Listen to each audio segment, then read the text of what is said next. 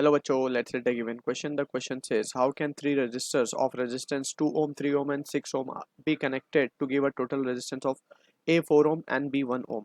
So इस question का जो key concept है, we need to understand के how we can connect the resistance in series and parallel combination. So दो तरीके के combination हमने पढ़े हैं, series and parallel.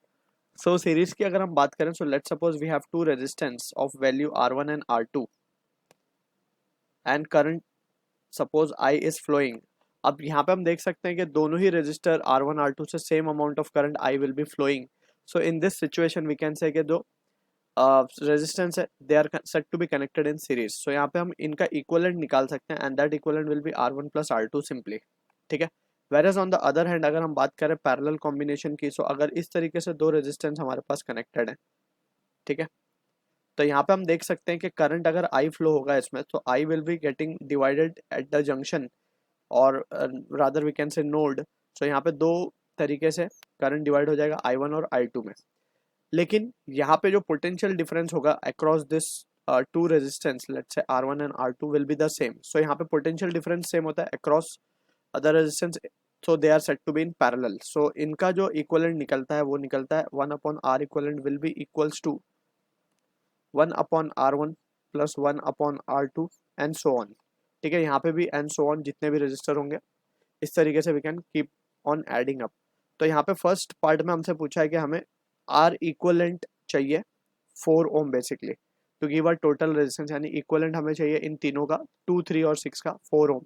तो हम यहाँ पे पहले देख सकते हैं कि अगर हम 3 ओम को पैरेलल में कनेक्ट करें 6 ओम के and 2 ohm in series with this, तो हम देख सकते हैं क्या मिलेगा रिजल्ट हमें.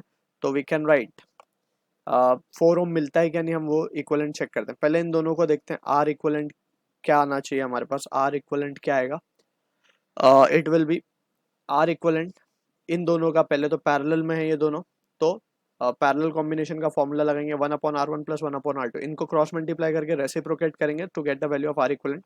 सो ये हो जाएगा 6 इंटू 3 डिवाइडेड बाई 6 प्लस 3. ये हो गया पैरेलल के लिए, प्लस क्योंकि सीरीज में है 2 ओम तो ये ऐड होगा. अब हम देख सकते हैं 18/9 will be 2, 2 plus 2 will be 4, तो ये आ गया 4 ओम. यानी कि इस तरीके से हमें इन्हें कनेक्ट करना होगा to get the value of R equivalent as 4 ohm. ठीक है, तो ये हो गया first part of the question. B part में अगर हम देखें ध्यान से, तो हमें यहाँ पे बोला गया है कि इसको आप कनेक्ट करना है किस तरीके से कि हमें आर इक्वलेंट क्या मिले. बी पार्ट में R equivalent we should get as 1 ohm. तो हमें सिंपली क्या करना होगा, 1/R इक्वलेंट का फॉर्मूला अगर हम तीनों को पैरेलल में लगाते हैं, या हमें जस्ट थोड़ा ट्रायल एंड एरर मेथड से हमें चेक करना पड़ेगा कि कौन सी कॉम्बिनेशन से हमें क्या मिल रहा है.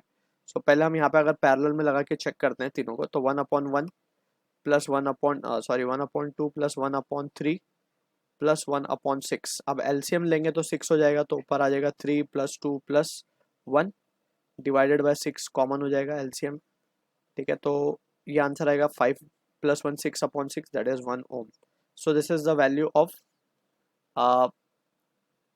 आर 1/R इक्वलेंट मिला है हमें, दैट इज 1/1, और या वो सिंपली हम आर इक्वलेंट को 1 ओम भी बोल सकते हैं. So this is the answer for the B part में. इस तरीके से पैरेलली हमें 3 ohm should be connected parallel to 2 ohm should be connected parallel to 6 ohm. तो इस तरीके से तीनों पैरेलल में होंगे तब जाके हमें इक्वलेंट उनका 1 ओम मिलेगा. So I hope you understood the solution. All the best.